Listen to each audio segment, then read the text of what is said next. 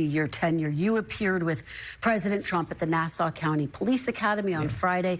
You made some comments that did get a lot of attention. I want to play it, get your reaction on the other side. Take a look.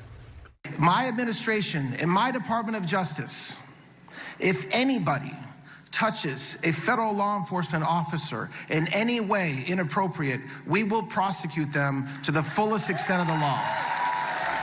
And yet, Mr. Attorney General, on President Trump's first day in office, as you know, he pardoned everyone who attacked the Capitol on January 6th, including 172 people who pleaded guilty to assaulting police officers. How is that consistent with your pledge to always protect law enforcement? There's nothing inconsistent about that. The president's pardon powers, any president's pardon powers, are not limited.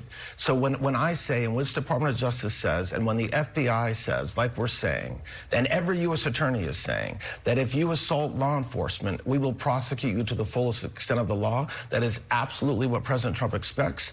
Absolutely what I expect of our prosecutors, and that's completely separate from any president's ability to pardon. But he did the opposite of that effectively. I mean, on January 6th, police officers were beaten with baseball bats and flagpoles. Do you believe it was wrong to pardon the people who assaulted police officers on January 6th, given that you have vowed to protect law enforcement? Every attorney general vows to protect law enforcement, including me. And so, no, I'm not opining or in any way saying what President Trump did is wrong. Absolutely not. By the way, isn't it inconsistent with what you said, though? Is absolutely it not. inconsistent with your pledge? No, there's a difference between saying we will prosecute anybody. If later a president chooses to pardon that individual, that is the president's right under our Constitution. Do not forget that a few days before President Trump pardoned the individuals associated and who had pled guilty to the conduct on January 6th, President Biden pardoned hundreds and hundreds of criminals, many of whom were quite violent. So that's his right to do that,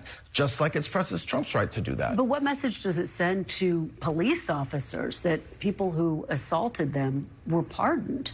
The message to police officers is consistent and same every single day, which is that we will protect you. And by the way, that's a little bit interesting coming from a place where we see violent protests breaking out all over the country, in New Jersey, in Minneapolis, in Seattle, in California, and instead of there being a full-throated defense by leadership on the Democrat side, on the Republican side, what you have is it's as if we're doing something wrong by saying we will protect law enforcement and we will prosecute those who assault law enforcement. We're not. Let's, on this issue of January